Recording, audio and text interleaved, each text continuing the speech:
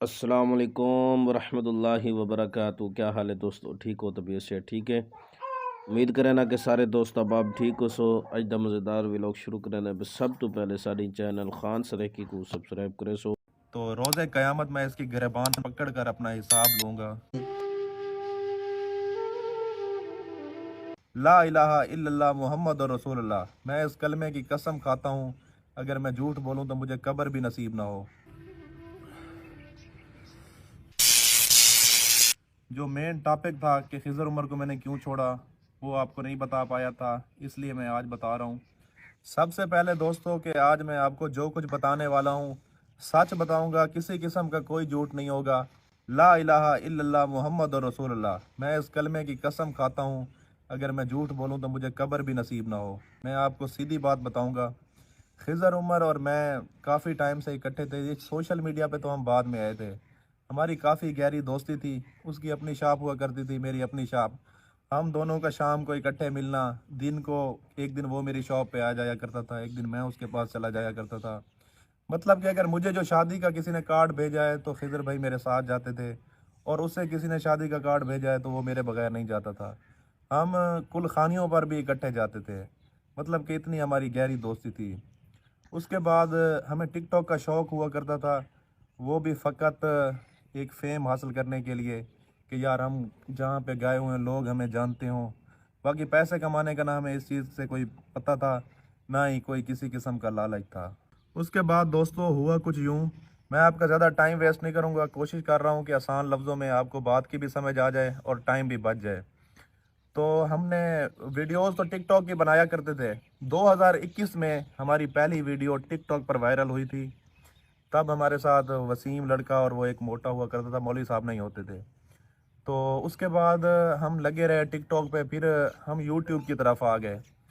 YouTube से Facebook की तरफ आ गए, लेकिन फिर भी यूट्यूब का तो पता था कि यहाँ से अर्निंग होती है, लेकिन हमें फेसबुक का नहीं था पता कि यहाँ से भी अर्निंग होनी है। इसलिए हम वहाँ पे लगे रहे जस्ट फेम के लिए। तो हमें किसी ने बताया कि यार फेसबुक अकाउंट भी मोनेटाइज होते हैं, यहाँ से भी अर्निंग होती है। तो वो हमने मोनेटाइज करा लिया। तकरीबन 1 डेढ़ माह बाद ना हमारी फर्स्ट इनकम आई। अब हमारी जो पिछली टीम में वसीम और वो मोटा शाहजैन लड़का था वो हमें छोड़ के चले गए थे। हमने मौलवी साहब को भट्टे से हायर किया था।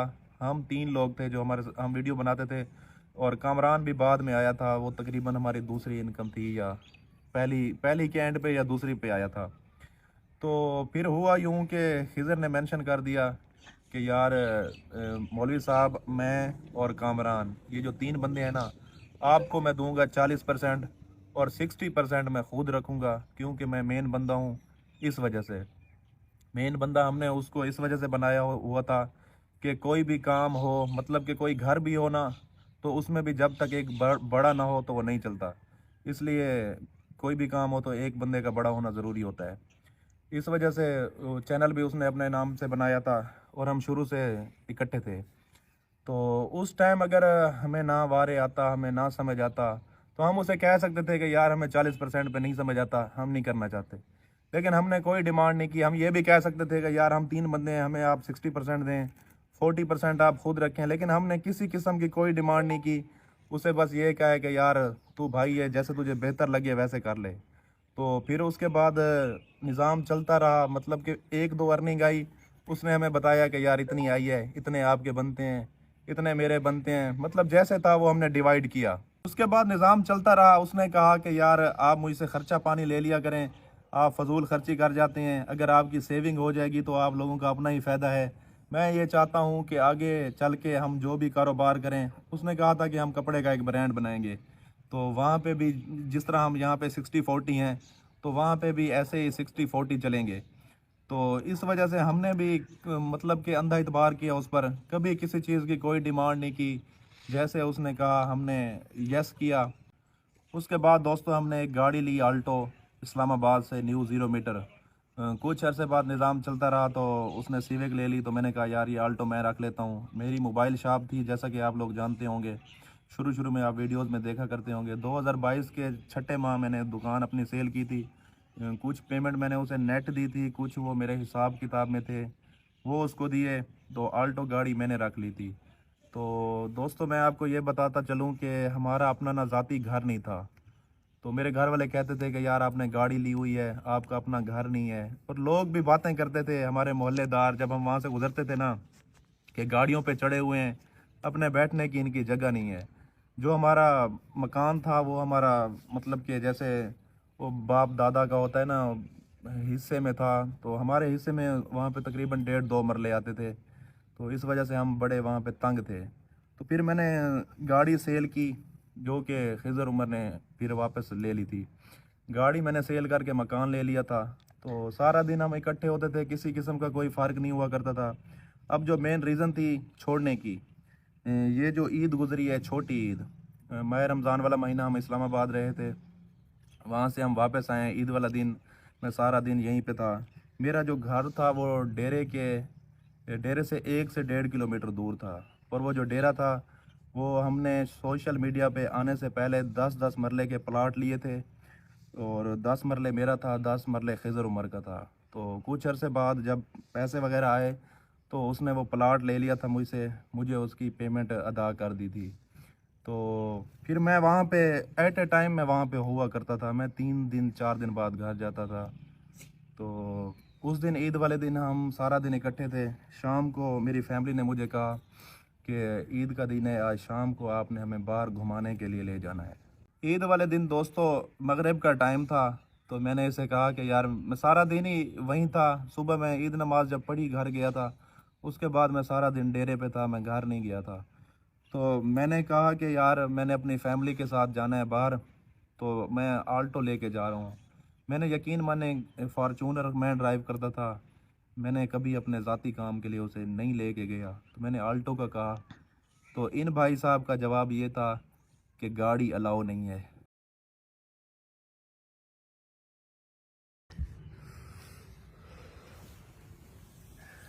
छोड़ें शाहजेब भाई, नेक्स्ट। सॉरी दोस्तों, मैं थोड़ा इमोशनल हो गया हूँ।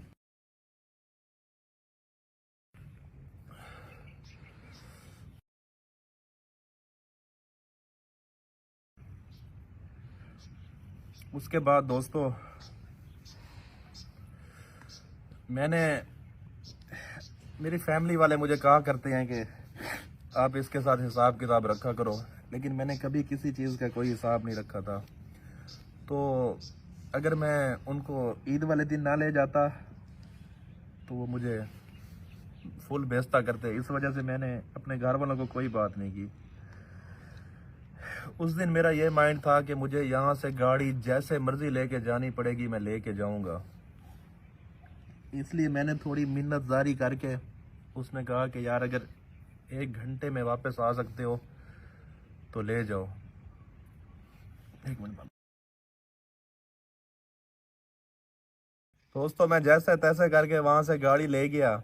तो मेरे घर वालों ने ना कहा कि थोड़ा दूर है हमारे घर से चौकाज़म, कि हमें वहाँ ले चलो।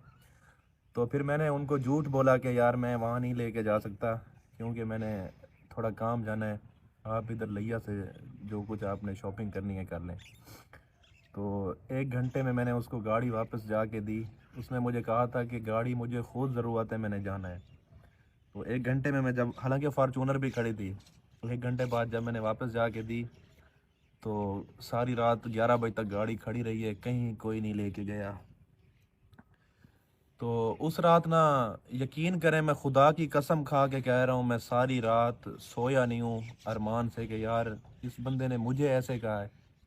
मैंने तकरीबन रात के 3-4 बजे इसे मैसेज किया है। मैंने कहा यार मुझे बड़ा अफसोस हुआ है, तूने ऐसा कहा है, तो मुझे ये आपकी बात अच्छी नहीं लगी। तो आगे से मुझे ये था कि यार बंदा उस टाइम हो सकता है किसी और माइंड में हो, उसने मुझे कह दिया हो, लेकिन अब वो कहेगा कि यार शज़ेब सॉरी, मैं उस टाइम और किसी और मूड में था, मैंने आपको कह दिया। मुझे ये लगा था, लेकिन आगे से उसने कहा है तो इसमें मैंने कौन सी गलत बात की है। तो मुझे बहुत अफसोस हुआ। उसके बाद मेरा, मैं 2-3 दिन फिर भी वहाँ पे रहा हूँ कि शायद हो सकता है मामला ठीक हो जाएं, कि मुझे ना छोड़ना पड़े। खुदा की कसम मैंने कभी नहीं सोचा था कि मैं छोड़ूंगा। और आप दोस्त ये बात देख लें कि कोई भी बंदा किसी को उसके अरूज पर नहीं छोड़ता। हमेशा जब भी कोई छोड़ के जाता है ना, उसका दोस्त हो जो भी हो, तो उसको उसके जवाल के टाइम छोड़ता है। मैंने तो उसको अरूज पे छोड़ा है। तो फिर मैंने 2-3 दिन में वहाँ रहा, लेकिन मेरा ज़मीर मुझे कहता था कि यार, या तू अंदर से मुर्दा है या बगैरत है, तू छोड़ दे इसको। तू बेशक अपना कर सकता है तो कर, तुझ में हिम्मत है तो कर, अगर नहीं है तो बेशक ना कर। इसलिए मैं 2-3 दिन मैंने बर्दाश्त किया, लेकिन मुझसे नहीं हो पा रहा था। इसलिए 2-3 दिन बाद मैंने उसे कॉल की कि यार, मैंने जस्ट उसे ये मैसेज लिखा कि मैं रिज़ाइन दे रहा हूँ। उसने कहा क्यों, वजह? मैंने कहा बस कोई वजह नहीं, अल्लाह पाक आपको खुश रखे। उसने मुझसे पूछा कि तू इस टाइम कहाँ है? मैं मेरे हमारे घर के साथ एक अड्डा है, मैं वहाँ पे खड़ा था। मैंने उसे बोला मैं यहाँ खड़ा हूँ, तो वो वहाँ पे मेरे पास आया है, मुझे पिज़्ज़ा शॉप पे लेके गया है, वहाँ पे पिज़्ज़ा मंगवाया है उसने। उसने कहा है कि यार, तू क्यों ऐसे क्यों कर रहा है? मैंने फिर जैसे आपको बता रहा हूँ, मैंने उसे सारी बात बताई है, रीज़न बताई है, लेकिन उसने मुझे ये कहा है कि अगर 2-4 दिन तुम छुट्टी कर लो, तुम्हारा दिमाग ठीक हो जाएगा तो वापस आ जाना। तब तक तुम्हारे लिए दरवाजे खुले हैं, जब तक तुम्हारी अपनी वीडियो बन के तुम्हारे पेज पर नहीं लगेगी। जब तुम्हारी एक वीडियो भी बन के लग गई तो फिर तुम्हारे वापसी के दरवाजे बंद हैं, तब तक तुम आ सकते हो। मैंने कहा ठीक हो गया। उसके बाद लेन देन का जो मामला था, तो जब मैंने छुट्टी कर ली थी तो साफ ज़ाहिर मेरा हक बनता था कि मैं उसे कहूँ कि यार, हमारा जो लेन देन है वो क्लियर करो। मैंने उसे कहा, उसने कहा मैंने तेरे कौन से पैसे देने हैं, मैंने तेरा 1 रुपया भी नहीं देना। उसके अलावा दोस्तों, कसम खुदा की, मैंने उसे कॉल अपने हिसाब किताब के बारे में कहा है ना, उस बंदे ने मुझे माँ बहन की गालियाँ दी हैं, और वापसी जवाब में मैंने उसे एक गाली भी नहीं दी। मैंने उसे इतना कहा है कि अगर तूने कोई भी बात करनी है ना, मेरे सामने बैठ के मेरी आंखों में आंखें डाल के करना, बाद की बात में देखी जाएगी। लेकिन उसके बाद वो मुझे नहीं मिला। हमारे इलाके में एक सरदार हैं, उनको मैंने जाके मामला बताया है। वहाँ पे हमारी पंचायत हुई थी, जहाँ पे हमारी एंडिंग हुई है। तो उस पे उसने कहा है कि यार, अगर मैंने इसके देने हैं तो ये कोई एग्रीमेंट स्टाम्प वगैरह ले आए, मुझे दिखाया। अब जहाँ पर इतनी गहरी दोस्ती हो, वहाँ पर बंदा कोई एग्रीमेंट, कोई स्टाम्प, किसी किस्म का कोई चीज़ नहीं होती। तो उस बंदे ने मुझे कहा है कि यार शज़ेब, मुझे पता है कि तू हक पे है, सच बोल रहा है, लेकिन जो पंचायत होती है ना, वो बग़ैर सबूत के किसी के हक में फ़ैसला नहीं दे सकती। अब अगर तू कहे कि ये वाला प्लाट मेरा है, तो मैं तुझे कहूँगा कि मुझे इसके कागज़ दिखा अगर तेरा है तो इस वजह से उसने कहा कि यार, यहाँ पे कुछ नहीं हो सकता। अगर तुम्हारे पास कोई एग्रीमेंट होता तो मैं वो करके देता।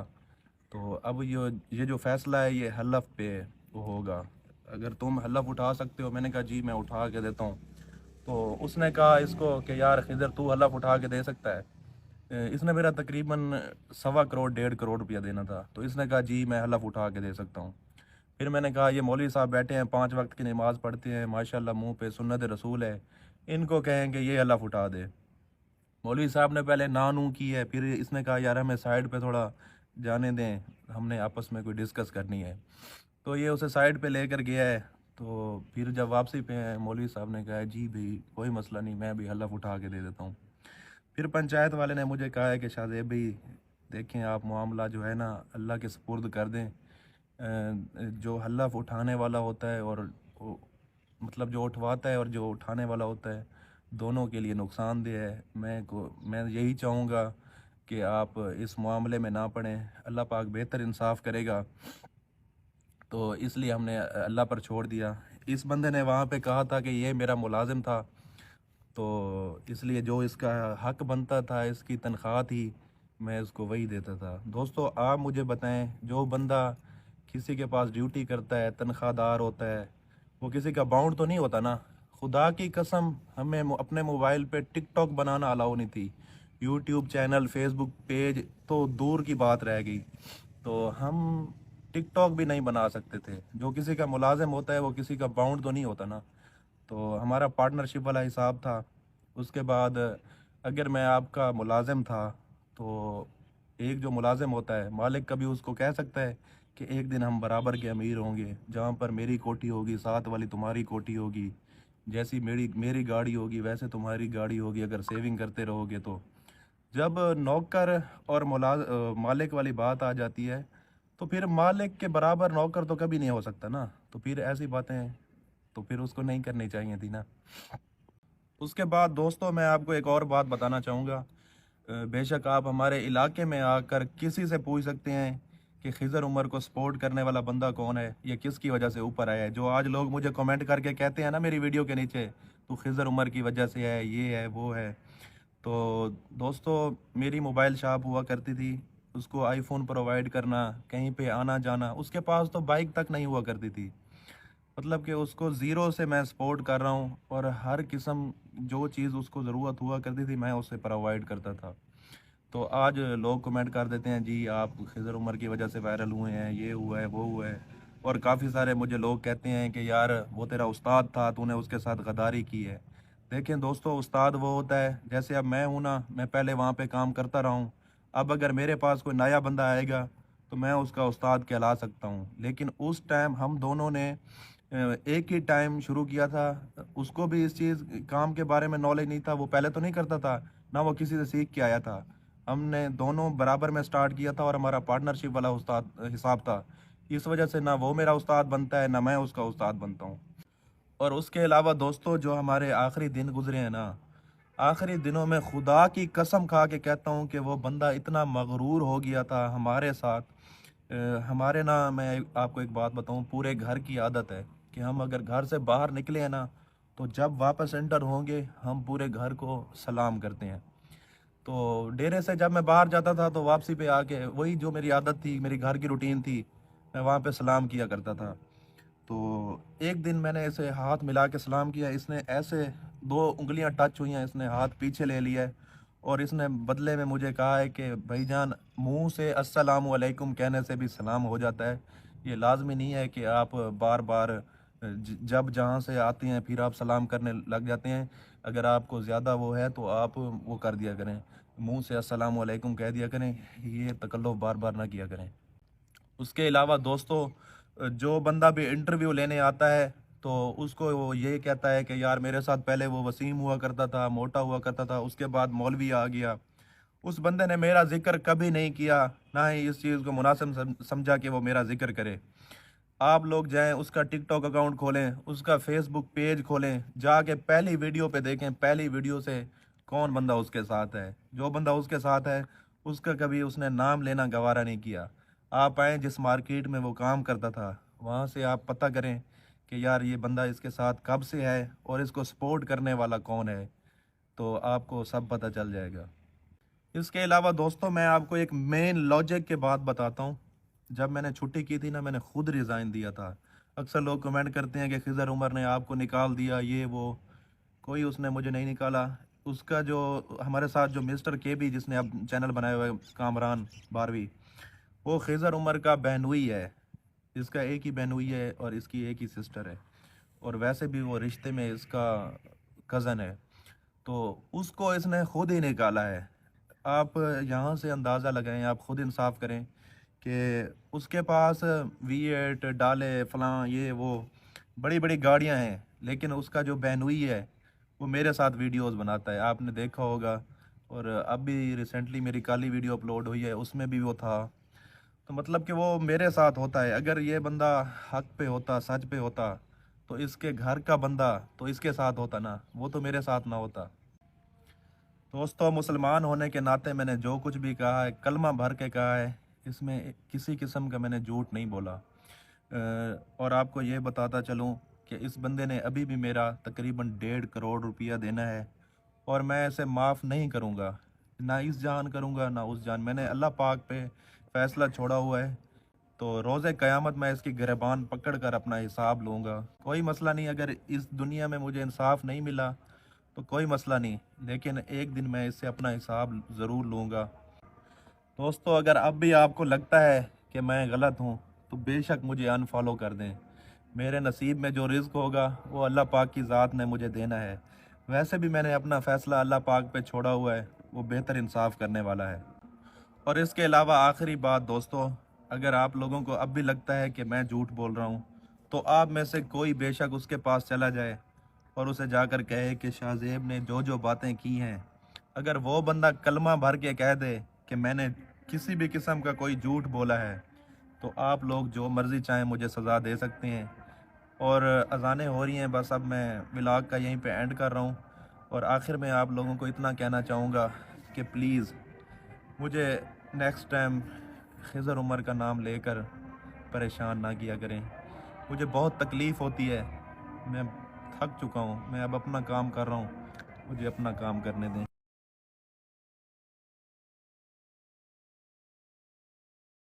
फराड था इन नाल यार, यारी दोस्ती के अंदर चले इकट्ठे काम करने पे इकट्ठे हर शे सारा काम में बोला इवें तो नहीं करना चाहिए। हूँ तुसा दोस्त मैं को कमेंट के अंदर दसे सो क्या शाहजेब सही है खिजर उमर सही है, केरा बंदा सच चलवेंदा पे सच कहनी गल दुरुस्त है।